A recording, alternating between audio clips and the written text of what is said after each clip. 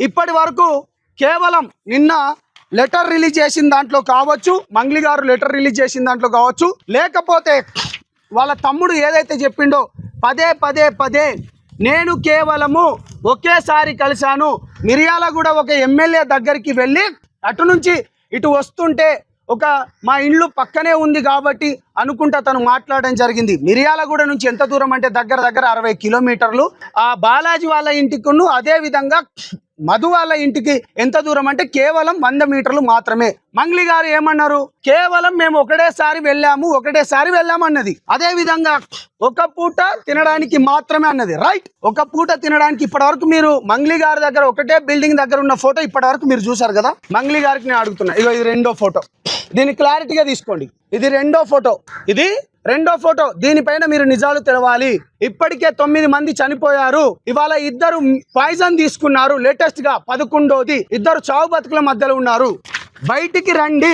మేమేమి కావాలని మీకు చెప్పట్లేదు, మేమేమి కావాలని మీ పైన నిందారోపణలు వేయట్లేదు. మీరు మాట్లాడిన మాటలను బట్టే మేము మాట్లాడుతున్నాము. ఇక్కడ బంజారా బిడ్డలు 90% బంజారా బిడ్డలే. ఇక్కడ అనేక మంది చనిపోతున్నారు. రైట్, మీకు రెండో ఫోటో రిలీజ్ చేశాను కదా. ఇప్పుడు ఇక మూడో ఫోటో ఒకటి వీడియో రిలీజ్ చేయబోతున్నాను. ఈ వీడియో ఎవరిదో మీరు స్పష్టంగా చెప్పాలి.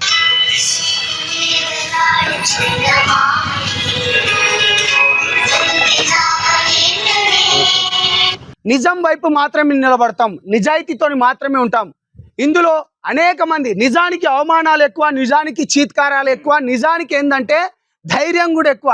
ఇవాళ 2 రోజులు లేట్ అయినా కావచ్చు కానీ నిజం ఎప్పటికీ బయటికే వస్తుంది. ఇవాళ అనేక మంది ఎప్పుడైతే మా సంఘాలలో సైలెంట్గా ఉన్న వాళ్ళు కూడా, అంటే కొంతమంది తనకు మద్దతు ఇచ్చే వాళ్ళు కూడా ఉపశమనం వెనక్కి తీసుకున్నారు. ఇలా హనుమాన్ నాయక్ అన్న వాళ్ళు కావచ్చు, LSPS లాంటి వాళ్ళు కావచ్చు, లేకపోతే నంగారపేట లాంటి వాళ్ళు, చాలా మంది అనేక మంది ఇవాళ రెడ్డి మిత్రులు మాదిగ సంఘాల నుంచి, మాల సంఘాల నుంచి, BC సంఘాల నుంచి సపోర్ట్ చేస్తున్నారు. మీరు ధైర్యంగా వెళ్ళండి. ఇవాళ ఎవడైతే మంగ్లీకి సపోర్ట్ చేస్తున్నాడో వాళ్ళని వెతుకుతున్నారు. ఇక నేను చాలా క్లియర్గా చెప్పబోయేది ఏంటంటే, మంగ్లీ గారు ఇప్పటికైనా నిజం చెప్పండి. నేను ఒకటే చెప్తున్నా, మీరు నిన్న స్టేట్మెంట్ ఎట్లా రిలీజ్ చేశారు మాకన్నీ తెలుసు. ఎక్కడెక్కడ ఫోటోలు దిగారో, ఎక్కడెక్కడికి పోయాయో, ఎక్కడెక్కడికి భూములు ఎవరెవరు అంటున్నారో మేం చెప్పట్లేదు. ఇవాళ బాధితులకు జరిగిన నష్టాన్ని బయటికి తీసుకురావాలనుకుంటే ఎవరు చెప్తున్నారు? మొత్తం బాధితులలో మీ సరౌండింగ్ లో ఉన్న వాళ్ళే చెప్తున్నారు. కానీ కొంతమంది చెప్తున్నారట వీళ్ళకు సెటిల్మెంట్ కాలేదు, అది కాలేదు. సిగ్గుపడండి చెత్తనా కొడకల్లారా. నేను మళ్ళీ చిటికేసి చెప్తున్నా, నిజం వైపు మాత్రమే నిలబడతాం. కాబట్టి స్టార్ట్ చేసినప్పుడు ఎంతమంది ఉన్నారు, ఇప్పుడు మొదలయ్యే కాడికి ఎంత.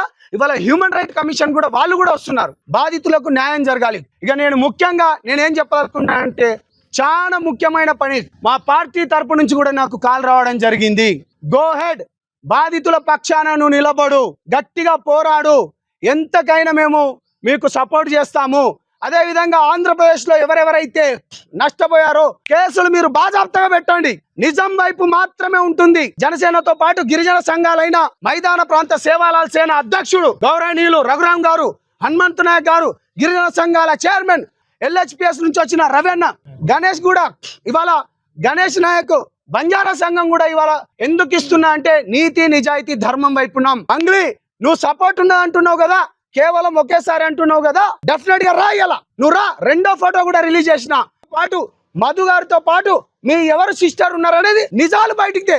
మేము బాధితుల పక్షమే ఉంటాము, మేము బాధితుల కోసమే నిలబడతాము. నేను ఒకటే చెప్తున్నాను, పోలీస్ ఇన్వెస్టిగేషన్ ఏదైతే జరిగిందో ఇవాళ ఈ రాష్ట్ర ప్రభుత్వానికి కూడా నిజంగా రేవంత్ రెడ్డి అన్న హ్యాట్స్ ఆఫ్ చెప్తున్నా.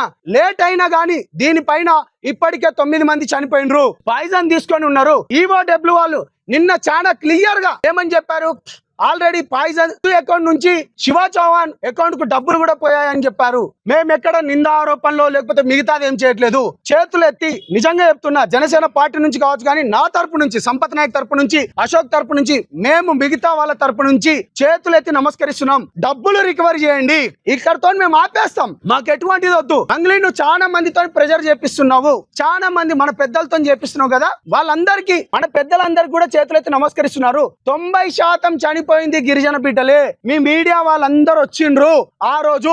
నిజంగా మీరు చెప్పండి అన్న, మీ 31 మంది వచ్చిండ్రు. ఆ అర్ధరాత్రి ఆమె పోయేది ఉండేనా అంత దూరం? ప్రతి ఒక్క మీడియాని తీసుకొని పోయినా మీరట డబ్బులు కమ్ముడు పోయినరట అన్న. మీకు ఎంత డబ్బులు ఇస్తే ఈ మీడియా వాళ్ళు అక్కడికని నిజాన్ని మీరు గుండెలలో దాచుకొని నిజం వైపు నిలబడ్డారు. మీకు చేతులెత్తి మరొకసారి సెల్యూట్ చేస్తున్నాను.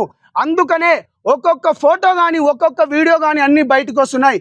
మేము నిజంగానే చేయాలనుకుంటే ఎంతో చేయొచ్చు, కానీ మేము ఒకటే చెప్తున్నాము, ఇవాళ ఈ రాష్ట్ర ప్రభుత్వానికి కానీ అదేవిధంగా పోలీస్ డిపార్ట్మెంట్ కానీ ఇవాళ మాకు మద్దతు ఇచ్చిన వాళ్ళకి ప్రతి ఒక్కరికి ధన్యవాదాలు. అదేవిధంగా మిత్రులు కత్తి సైదులు గారు, అదేవిధంగా సిస్టర్ ప్రత్యూష గారు కూడా దీంట్లో సపోర్ట్ చేసినారు. మీ అందరికి మరి ఒకసారి ముఖ్యంగా ధన్యవాదాలు తెలుపుతూ నిజం వైపు మాత్రమే నిలబడతాం.